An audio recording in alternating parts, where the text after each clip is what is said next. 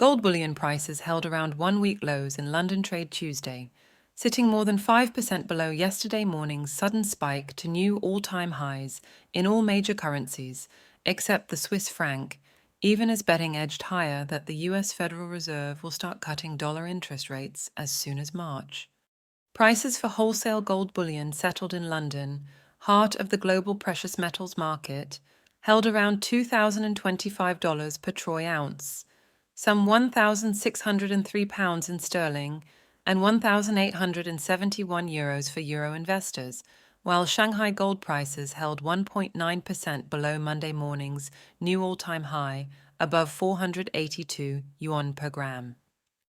That helped the incentive for new bullion imports into China, gold's #1 consumer nation, rebound to the equivalent of $26 per ounce from yesterday's 5-month low of $9, suggesting continued tight supply versus demand.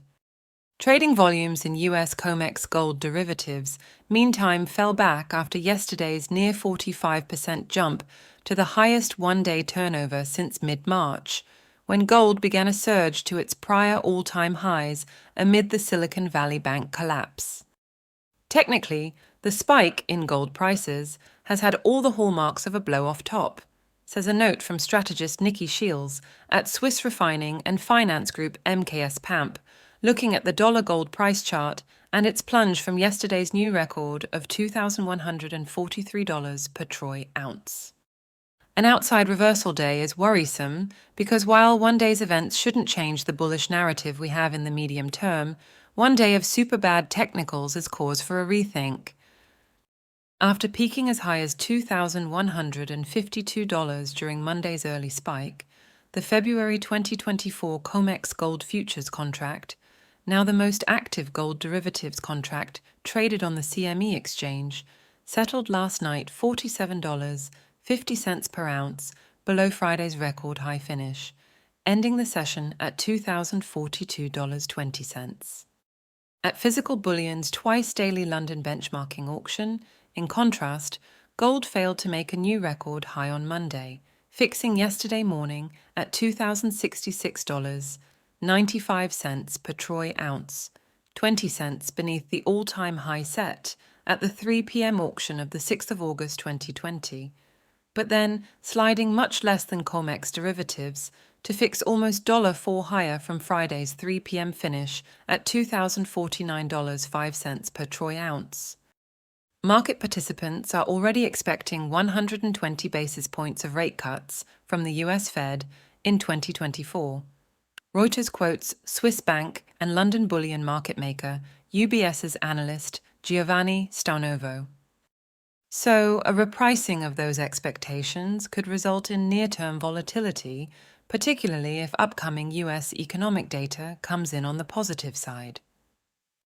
After US factory orders on Monday showed a plunge of 3.6% by value in October from September, the steepest crash since spring 2020's COVID crisis, new figures later on Tuesday were set to show the latest reading of US job openings on the JOLTS measure, plus service sector activity in the world's largest economy during November on the ISM's PMI surveys.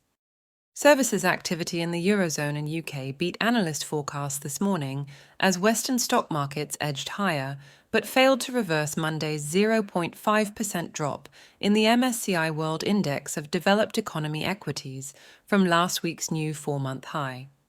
Shorter-term US borrowing costs held 0.1 percentage points above Friday's sudden 5-month low of 4.54% on 2-year Treasury yields, hit after Fed Chair Jerome Powell suggested in a speech that dollar interest rates have peaked at the current 2-decade high of 5.33% per annum.